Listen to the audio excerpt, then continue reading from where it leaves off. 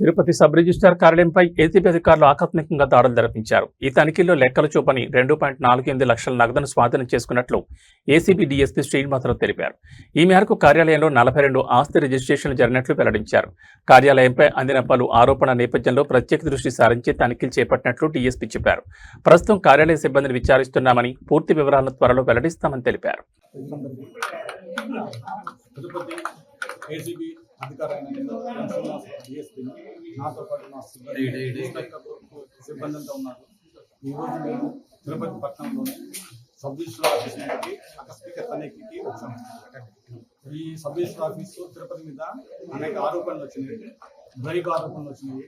దీని మీద నిఘా పెట్టాము. నిఘా పెట్టిన తర్వాత ఉన్నతాధికారుల ఆదేశం మేరకు ఈరోజు మేము మా సిబ్బందితో సబ్ రిజిస్టర్ ఆఫీసు తిరుపతి మీద సర్ప్రైజ్ చెక్ చేశాము. ఈ తనిఖీలో భాగంగా మాకు 2,48,000 రూపాయలు మాకు అన్అకౌంటెడ్ క్యాష్ ఈరోజు మాకు స్వాధీనం చేసుకున్నాము. దీని మీద మిగతా అన్ని రికార్డ్స్ కూడా వెరిఫై చేస్తున్నాము.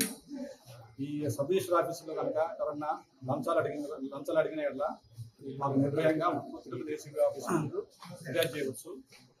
ఈ ఎస్ఆర్ఓ ఆఫీసు కాకుండా మిగతా ఎక్కడైనా సరే లంచం అడుగుతుంటే ప్రభుత్వ ఉద్యోగులు వాళ్ళు చేయాల్సిన పని చేయకుండా లంచం అడుగుతుంటే ఏసీబీ అధికారులు తిరుపతికి మీరు లిఖితపూర్వకంగా కనుక మీరు మాకు ఫిర్యాదు చేస్తే మేము ఖచ్చితంగా మీ రిపోర్ట్ని పరిశీలించి విచారించి మేము దాని మీద నిఘా పెట్టి కంపల్సరీగా వాళ్ళని మేము వాళ్ళని పట్టుకుంటాము. ఈరోజు ఈ తిరుపతి ఆఫీస్లో దాదాపు ఈరోజు 42 రిజిస్ట్రేషన్ జరిగినాయి. ఈరోజు వాటికి సంబంధించిన అన్అకౌంటెడ్ క్యాష్ 2,48,000 మేము స్వాధీనం చేసుకున్నాము.